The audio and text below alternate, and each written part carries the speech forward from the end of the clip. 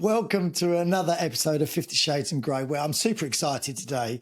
My special guest, Anna Mathur, who's a best-selling author. Her latest book, The Uncomfortable Truth. She has got a podcast. She does loads of blogging. Most importantly, she's a mother and a wife. So my first question, Anna, first of all, is welcome. Thank you for coming on the show. Thanks for having me. First question is, how do you fit it all in? Oh, my brain works ridiculously fast. It's exhausting. I just, And I think as a working mum, I'm pretty efficient with my time. So when I have time, I just go for it. So I just go for it. And I've got a busy brain and very fast typing hands. It made me laugh this morning because, it's been making me laugh looking at your post for the last week or so, actually, because obviously you've got the kids at home. And I'm on school holiday, so I see summer completely differently to you. Yeah. So I've got an image of all of the parents and the kids that I teach. They're all at home running around, right, and the parents think, "Oh my God, when is summer over?" Yeah, I love routine. I don't know about you, Elliot, but I thrive on routine. And in summer holidays, it's all patchy. Everything's patched together. A bit of childcare here, a bit of clubs here, and I'm craving the routine back. And I think my kids kind of like routine as well. Yeah, so, when I'm making those lunches, everyone needs a little bit of a routine. But I got up this morning, nervous about today. And then that was compounded by seeing that you'd already tried to do some yoga already, and I was only just getting out of bed. And I was thinking, I need to get up earlier. I sacked that off though, Elliot. I sacked off the yoga in lieu of washing my hair and fake tanning. I've been on That's what threw me, because when you said about the tanning, I was thinking, was you sunbathing at 7 o'clock in the morning? Nah, fake tan out of a bottle. And my husband left for work at 7, but literally I got him to do my back, so I was delighted. So excellent. I made the most of those moments. I'm going to get to know you first of all, because obviously we've only just met. So just wanted to ask you just a few questions just to get to know you a bit more, so the audience can get to know you a bit more as well. So for you and your husband, what would be your ideal date night? It's changed so much over the years, but at the moment it's all about the early night. We are watching New Amsterdam on Netflix. I don't know if you've seen it, but it's this guy and he's taken over. No, it's so good. And I think there are so many series that we've got to watch. So an episode of New Amsterdam in bed, heaven, with like all the blinds and the windows open because it's so warm. And then the cherry on the cake would be that we stop watching New Amsterdam, put the laptop away about 9:30, right? And we get out the arrow word. Yeah, it's like a crossword, very romantic. But it's like a crossword basically, and we do that together and we complete it before he falls asleep. To me, right now, that's where you're perfection. Yeah, that's where we're at. And it's great. It's great. I've not heard of that as a date night, and economical as well. There's no cost. No cost at all. No cost at all. I do love a walk though. So actually, if we were to have a bit of childcare and we could go out for a walk as it's getting cold, because it's so warm at the minute. As Brits, we love complaining it's too cold, it's too hot. But I'd love to go maybe for a walk, maybe stop off at the pub up the road, have some chips. I'm quite straightforward, to be honest. Yeah. Yeah, an arrow word, some chips and a walk. Go on. So music, a music genre that always gets you up and you'd like to dance to. Not a specific song, just a genre. Probably a bit of just a bit of pop, I think. Just something that I know the words to. Probably the only songs that I really know the words to now are from back in the early 2000s.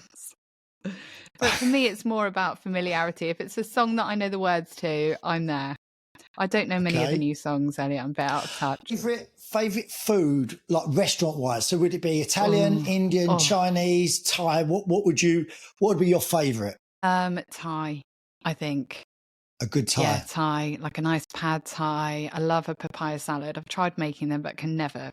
I can't make as good a Thai at home as I can get get out. So that would be a real treat. So next in, favourite drink? Okay, so this is a funny one. I don't really drink much alcohol anymore. So before it probably would have been a good G&T, whereas now my favourite drink is apple cider vinegar, it's a bit niche, with ginger ale. And it's got that like warming. Yeah, have you heard of this? I know a lot of people have been talking about the apple cider vinegar, saying that it's supposed to be very, very, very good for you. I don't know if the dentist would agree. I'm sure it probably doesn't do great things to your teeth, but it's got that nice kind of like warming feeling of booze without being booze, and probably having some goodness if you overlook the Okay, teeth, so last one of Get to Know Anna is, okay. I think I know what the answer is going to be now. You've already asked it. Best time of day for you? It's either the hour in the morning before the kids charge in, although there's normally a lot of background noise, because I tend to try and do a bit of like journaling, a bit of yoga, maybe a workout. If my husband's at home and not left, maybe a walk before 7. So having that, I'm a morning person. Or it's in the evening when the kids are asleep and I'm just horizontal, don't have to think about cooking. I'm ignoring the washing, and it just, that wind down time. Basically, my kids aren't up in any of those scenarios, are they? It doesn't involve my kids. I love them. It's that moment from 8 o'clock till 8 o'clock you're not so keen on. Yeah. It's just a lot then. I mean, I love it. It's just full on. I like the calm. I like those calm moments. Okay. So the first part of this, I wanted to talk about therapy because it's, I think for us Brits especially, I think sort of the Americans have been used to having therapy on a regular basis. For us Brits, it's probably something that we're not used to as such. So are you now finding that the therapist is starting to replace sort of the bar person or the priest, or that's someone that's outside of your life circle that you can talk to? Yeah, I think it is becoming more, it's becoming less taboo, I think, in time. And I think probably social media has got something to do with that. The more openly people are kind of sharing their experiences of mental health. But just think about the hairdressers and the masseuses and all those figures in our society that probably have been on the receiving end of those little stories. And I think it's the intimacy of those relationships, isn't it? Where when we're in close proximity to someone, sometimes we feel safe to open up. So I just think, any which way we're talking more openly and more honestly and connecting with people, and destigmatizing the fact that, it wasn't long ago when people would say to me, "Oh, I don't have mental health," as in I don't have a mental health problem. We all have mental health. I think we're really recognizing the importance of talking and knowing ourselves and connecting some of the dots for ourselves. And I just, I think it's really, really important. It's really important. So would you say that there are, like you just said, alluded to, that people say, well, I don't need therapy. Are there signs that people need therapy, or is it something that everyone should have in their life? It would help everyone to a certain degree. I think everyone would benefit from having therapeutic conversations. I think you only have to look at the statistics around mental health and suicide, especially male suicide, depression and loneliness. As a culture, we've never been so connected to so many people than any previous generation. We've never had our hands on so much news and so much knowledge, but the mental health crisis is growing. So I think we've never been so connected, so many people, but we've never had less connection that's rich and has depth, because I think we're getting a bit socially, all our social energy is often spent on sending all the WhatsApps and, just being in touch with people and replying to messages. And actually, if we could just preserve some of that and use it on having kind of real face-to-face conversation, which is therapeutic with people that care about us, then I think we'd be we'd feel so much better. Yeah, I think we're spread really thinly and we're just overwhelmed and overstimulated and overrushed, and it's just not serving us. We're getting a lot done, we're consuming a lot, we're learning a lot, but we're not, yeah, it's not hitting the spot when it comes to Do mental you health. find then that there's certain sort of character traits that are more open to therapy? Yeah, definitely. Is And I it think, females yeah, opposed to men, or is it sort of just more open people? I think I thought about this really helpful metaphor as I've been reflecting and having more conversations around male mental health in recent years. And, you know, with women, if you look at statistics, women drivers, this is also true for me. I've had many bumps and scrapes on my cars over the years. I've never had any like mega big kind of crashes, accidents, but just lots of kind of bumps and scrapes and reversing into bollards. And, you know, I actually took the wheel off the wheelie bin the other day with my back tire. I thought that was pretty clever of We've all me. And I've we've got all all done the it. parking sensors. I think that was like precision bumping to take the wheel off a wheelie bin without actually touching the wheelie bin itself. Whereas men statistically are more likely to have the big crashes, the big fatalities, the big write-offs. And I think, you know, this is so parallel to mental health, is that as women, we talk to one another.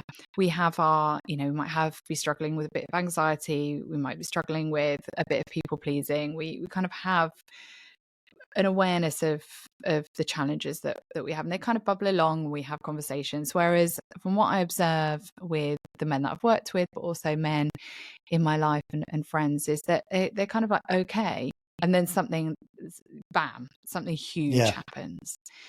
And I think it's that men are more likely to internalize things. This is due to many reasons. It might also be that kind of really deeply set narrative of like, big boys don't cry. You know, it's Yeah. not manly to cry. It's not manly to talk about your feelings. And I think we're really, and there are so many people that are trying to chip away at that. So I think you are as well.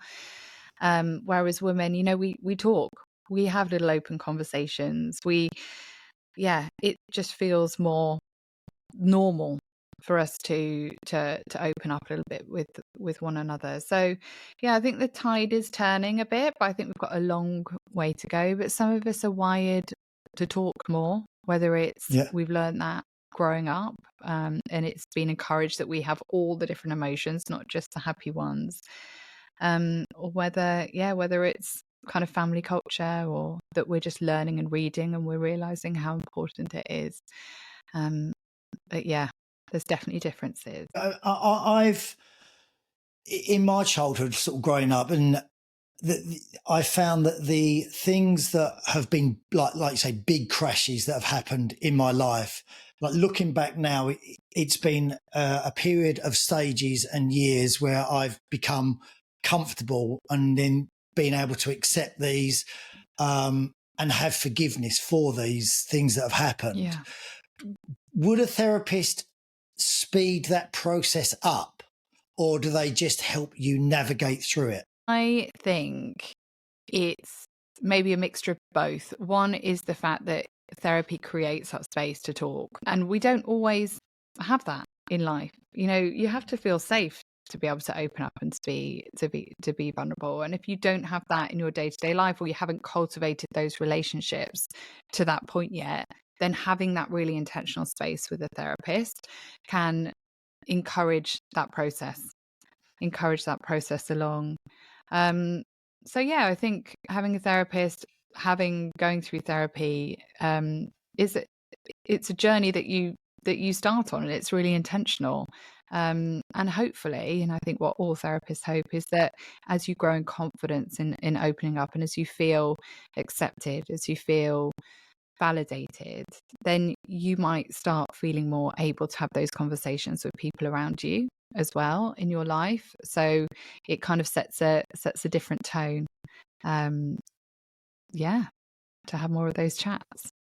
And do you, probably a male terminology, do you win therapy ever? Do you complete therapy? Do you sort of have your, No. I mean, you always refer to them as clients as opposed to patients, don't you? But do you get to the end and you go to them, that's it, you're done? Do you know what? I've got 2 points in my own therapy. So I've had a therapist for 15 years where I've taken breaks because I thought, you know what, we were working through some stuff, maybe some childhood stuff, maybe some circumstantial things that were going on that were stressors in life, and we've worked through that. So there's nothing pressing to talk about. There's nothing like, I'm okay. I'm using the tools. I've got some tools in day-to-day life. Nothing is really big is going on.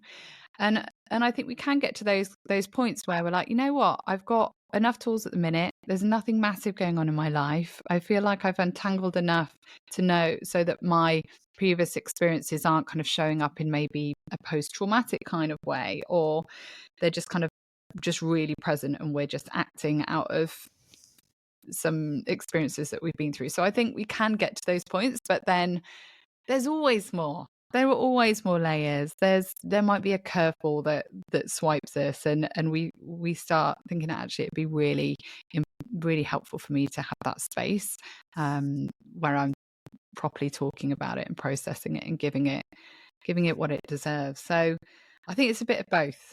I will probably always be in therapy in some contexts. I think it's good practice as a therapist to have a therapist, but there are definitely points and times when I think, I don't really know what to talk about this week. So But just small, you win that's okay. small battles, but the war is ongoing. Yeah. Oh yeah, because we're always learning, aren't we? We're always being challenged. There's always some new realization or something that pops up that would be helpful to talk through. Your new book, The Uncomfortable Truth. Your other books have been parenting as well, haven't they? So you've done a lot of work on those. But your new book, The Uncomfortable Truth, it's basically, I'm going to go through, there's 10 chapters and 10 points. So I'm going to read those. I know you know them off by heart, but just for everyone listening. So it covers, some people don't like me. I am going to fail. I will hurt people. I can't be fully present all of the time. Life isn't fair. I am not good enough. People misunderstand me. Bad things will happen. I will lose people I love, and I am going to die. And in the book, you give examples from your clients and their personal and your own personal experiences as well.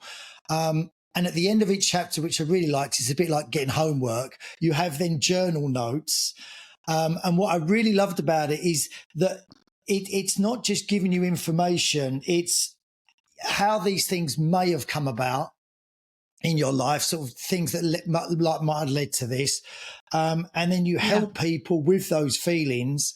And I think most importantly, you give 5 ways to cope with these. So you don't just give people a load of information and sort of throw them out in the ocean and go, good luck with that.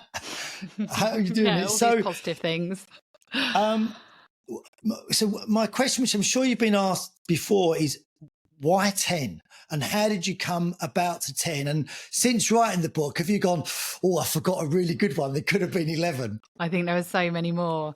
So these are the uncomfortable truths that I think pop up in therapy a lot, but also have really limited my own life. So to take the first one, for example, some people don't like me. When I think about my own life, the amount of people pleasing, the fear of what other people think, the times I've burnt out and exhausted myself because I've let other people steamroll my own boundaries, because I've cared so much about what they think about me, how they see me, that's been more important than my own kind of well-being in a way. And I think we can spend so much energy trying to protect ourselves from these truths, or trying to control them, or trying to change them, when actually there is so much more freedom in just accepting the fact that some people won't like us in life. And that's not necessarily because we're bad or because we've upset someone. It's just because we are all complex humans with different preferences and different challenges, and we're not always going to get on with each other. Not everyone is going to be our cup of tea, and that is okay. That is a fact. That is an uncomfortable truth, but a truth all the same. And I think the whole passion for this book is that we will find more comfortable ways to live with these uncomfortable truths, because there's so much fear around the fact of bad things happening, for example, we can ruminate over all those worst case scenarios. We can lose hours of sleep. We can find ourselves not being present at wonderful times because we're just so scared of these times being affected or taken away from us. Or we can find a way to accept that bad things will happen. So how can we really live fully? How can we really embrace the amazing things in our lives? How can we resource ourselves so when these curveballs come, we've got support around us? You know, we're more able to be open with people. So yeah, these are uncomfortable truths, but we're already uncomfortable because we're Yeah. trying to numb ourselves from thinking about them, or we're ruminating over them, or they have us scared. So how can we live with more awareness and more freedom, more authenticity in I light of think one of them? the things for me about the book, and I think you mentioned it in the beginning, is that when I first looked at these 10, I felt quite comfortable with all of them personally. But then, as you say at the Yeah, beginning of the book, you know, this book is not if you're having issues with any of these, but it will give you an insight of how to help people, which yeah, I understood straight away. But what really resonated with me was one of, like you just said, the first fear is that people won't like you. You mentioned about your teacher. And as that's yeah, my job as well, I suddenly thought, oh my God, I hope I've not done that to anyone over the years. And if I have, I'm really sorry. yeah, But, you know, it does just make you think like of the way that you are, how it impacts people that you may have no yeah, intention of doing. But it's just, absolutely. it can have a profound effect on their life as well as it did for you. Yeah, so I had a teacher, and she interestingly, there was always one kid in her class each year that took the brunt of her. She just didn't like. There was always a kid that she didn't like, and I couldn't understand why she didn't like me. I tried to be extra good and extra clever and extra responsive to all the questions, and she just didn't like me. And that was that. And it made me face up quite a young age that the uncomfortable truth that some people just won't like you. And I was, I was so young. And I think, as you say, it makes you fear, what about the kids in your class? Is there ever a kid that has felt like that? Are you ever going to be, that I part in know. someone else's story? And then that brings us to another one of the chapters, is that we hurt people completely unintentionally. We can be the nicest, kindest, most thoughtful person, but we will still hurt people. And that is an uncomfortable truth, is that we affect each other. And it might be because we are acting in a way out of, unresolved stuff that we've been through that maybe makes someone feel quite judged by us or dismissed by us, or maybe we've accidentally overlooked someone, or we've forgotten to ask them something that's really important to them. And that's another uncomfortable truth, is that we cannot go through life and not negatively impact some people that we probably care about, and we may or may not know that.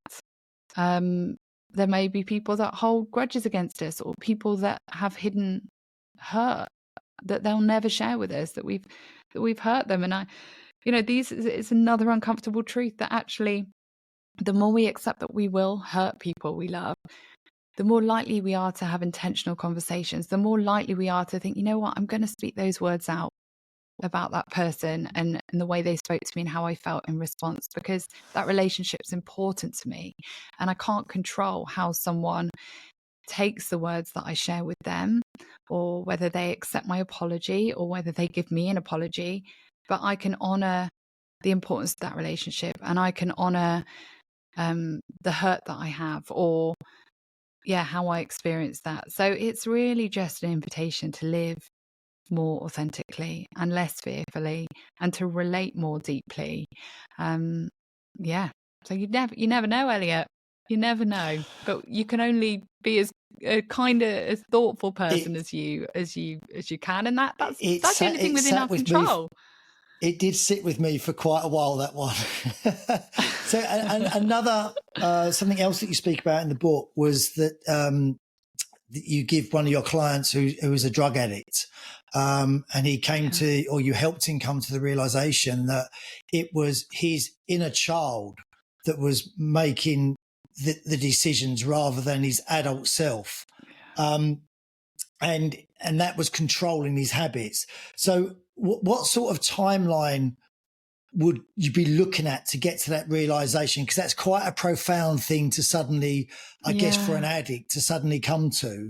Or is that entirely dependent upon a situation and the person? I think sometimes it can be instantaneous. I think sometimes we can, and that client I was talking about that had struggled with addiction for so long, and he'd really struggled to get clean, and he was getting really frustrated with himself. And he realized that actually there was that addict part of him, like that inner child that's like, I want to feel better right now. I don't care about the future. I just want what I want right now. And he could separate that part of him out with the kind of more adult caring part that actually knows what's good for him and knows what he wants, but can also identify what he needs. And for him, it was that light bulb moment of, this war that I'm having within myself is all about how can I parent myself? How can I acknowledge that I have these drives in me and these wants in me, but also parent that part of me so that I'm saying, yeah, I know what you want right now, but actually I really know what you need. And we're going to go and find what you need. You need connection. You need to be honest with someone. You need support in this moment. And for him, that was a light bulb moment. Once you have these little moments of realization, it can completely change the way that you respond to yourself. So it meant that he was able to respond to himself with more compassion and guidance, instead of just like, what's wrong with me? Why can't I crack this? Why, that frustration and that criticism. So sometimes it's just perspective and insight and understanding that can really set us on a slightly different path, or encourage and empower us in a slightly different way when we've just been warring with ourselves and wondering why we find something so hard. That's what I love about therapy and self-help, and the information that can give us that little light bulb moment. Because you mentioned a lot, and you make a lot of reference to it in the book, this inner voice that we all have, that we all speak to ourselves. It holds so much power, and that story that you said just now about your client, that would be true of even something as simple as, I don't need any more chocolate.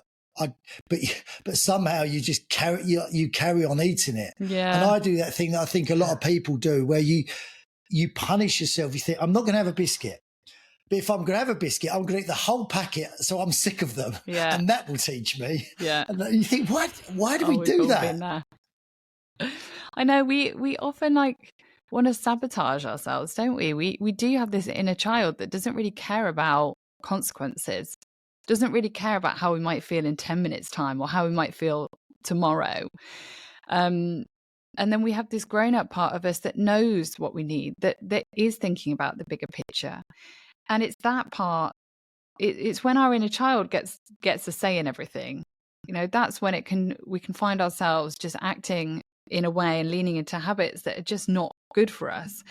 And it doesn't help when that grown-up part of us is critical and cruel and maybe even bullying, and is saying to her, it's like, what's wrong with you? For goodness sake, why are you doing this again? You know that this isn't good for you. And I know in parenting that if my child is struggling, if I attack them in that way, I'm helping no one. But if I can come to them with compassion and patience and say, you know what, I know what you really want right now is to watch another episode. I know that's what you want, but I'm your mum and I care about you getting rest. I care because you've got a party tomorrow and I want you to have energy for it. So I'm going to say, we're going to turn this off. I know you're not going to be happy. And then we're going to go out to bed and read a book. So I think it's actually just about reparenting ourselves in a really caring, compassionate, boundaried way, rather than that critic that just sweeps in and just gives us an earful, because that's going on internally all the time. I'd love to have a conversation with you another time about the parenting aspect, because obviously, being a teacher, you're parenting, I think you're expected to do a lot more parenting than we used to now. It's almost like they're helping the parents. But I think you get these shifts of changes, don't you, over the pendulum swings to recorrect itself, but it massively goes the other way. And I found myself the other day, I was walking down the street and a guy was walking past with his son, and he wasn't holding his hand, and he was hurtling towards the road. And the guy said to him, "Do you think you should maybe stop now?" And I was like, I understand where he's coming from because it's a conversation, but at the same time, I was like, you need to tell him what he needs to do. Safety, yes, absolutely. It's gone too much the other way. Yeah, I know exactly what you mean. And I think this is where healthy boundaries and safety come in. We can go really into the YOLO, you only live once, go for it. Like, do what makes you happy, do what makes you feel good, do what makes you leans into any of that need meeting, when actually sometimes it's not always the right thing. The most comfortable, kindest thing isn't always the right thing for us. And I think that's where this kind of healthy parenting, that healthy adult with healthy boundaries, and knowing that sometimes that little kid in you or that little kid with you is going to kick up a fuss and push the boundaries and not be happy about it. And that's actually sometimes the healthiest, most okay dynamic. Because I saw when I was going through how you do all your posts. I do not know. There's so much on your Instagram, and I'll put all of your links on here. But oh my God, there's so much on there. It makes me feel very inadequate of how much you get on there every day. Don't. But I was researching through, and there was one reference to this new book, The Uncomfortable Truth. You really wanted to for women's health. You really wanted to be a help for women's mental health.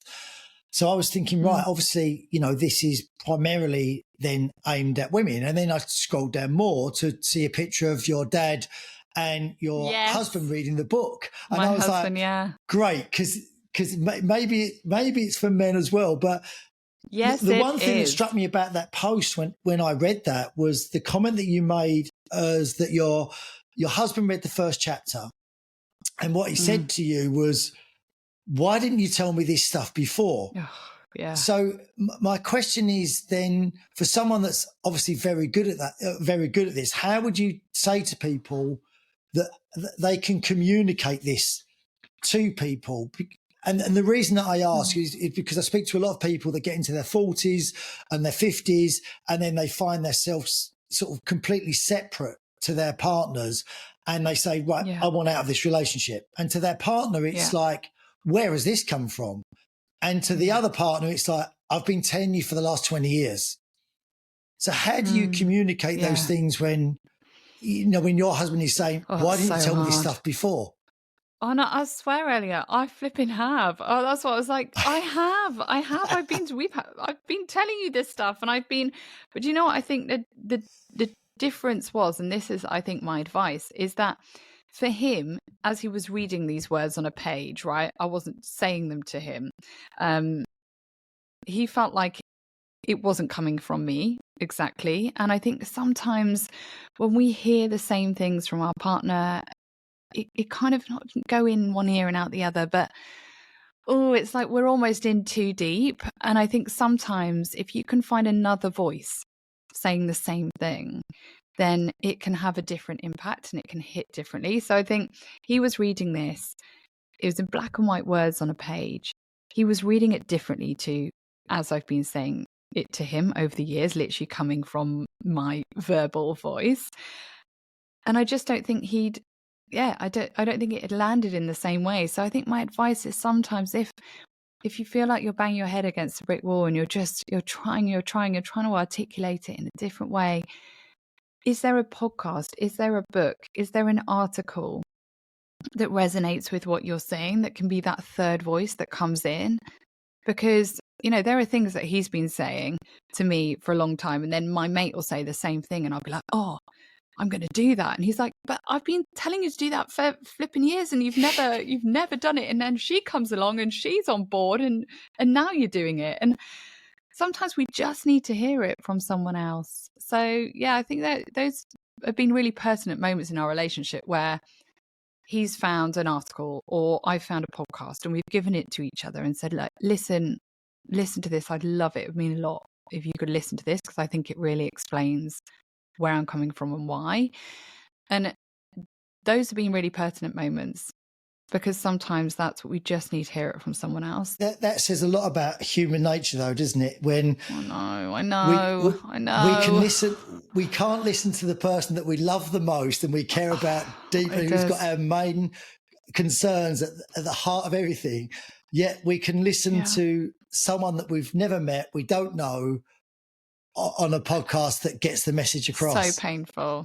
It's that third party, isn't it, that doesn't come with all the baggage and the lenses that we see through and the lenses that we hear through. And so, yeah, sometimes just having that in a format where all of that is stripped away can just add gravitas and hopefully open up conversation and deepen conversation, so that then you're able to hear each other more. Yeah. So that it changes it going forward. Yeah, I know. I hear you. But this is such a common, it's such a common dynamic. I have now got a picture in my head, though, of when he said this to you going, are you kidding me right now? Seriously?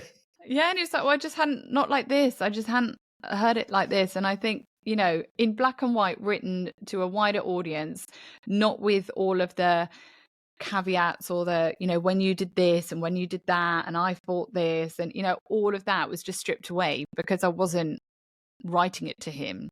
It wasn't coming with all of that. It wasn't him. It landed differently. So do you find then that, with that in mind, that do you do couples therapy where they both come, or does that not have the same dynamic?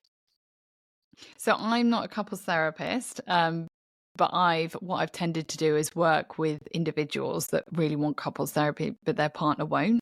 And it's really hard because you can't do couples therapy with just the one person. You can help them process, you know, the mismatches in connection, or when they felt misunderstood, and you can support them in that, but you can't amend or support or bring to light the dynamics in the relationship when you're just with the one person. It's really hard when someone wants to have couples therapy, but the other person isn't willing or open to do that. I think it's like I say, it's really interesting what you're saying, that the other person needs like a third party almost, but if they're in the same room, it's a complete detachment of the information sometimes, isn't it, for them to take it in? Yeah. But and it's just honestly, I find it all so interesting. So one of the other questions, a lot of the people that watch the podcast, it's about relationships, and it's also about a lot of people that are not in relationships, that are single, and that are coping with that.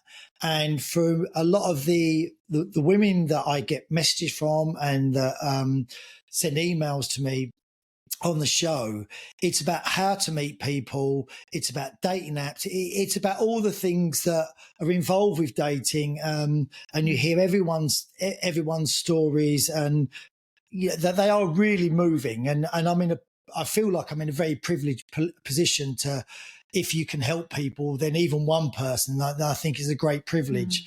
But an underpinning and an underlying common thread through all of these, it seems to be people's fear of not meeting anyone and people's fear of being alone. If that was like another chapter in your book, how would you help people come to terms with that uncomfortable truth, is like, you may be alone? Yeah, and I think there can be a real grief, actually, if you're at any stage in life and life doesn't look as you dreamt, expected, hoped it would. And I think as we allow ourselves to grieve the fact that life doesn't look as we hoped or expected it would, we actually pave the way for acceptance of that, and we kind of take the pressure off a little bit. And I think, you know, so that's one. Allow yourself to grieve the fact that life doesn't look as you hoped it would at this point. And that is sad, and it might feel unfair, and it might feel hard. and it might feel really lonely. And all of those things are true. But as we allow ourselves to feel those feelings, we actually pave way for acceptance of, okay, this is where I am at right now. So what is within my control? And it's knowing what is within your control. And when it comes to dating, you know, a piece of advice that I would say is, the more you are, the less there is to backtrack from. Because at the end of the day, when we start getting to know someone, the longer we get to know them, the more us we see, the more the mask slips away.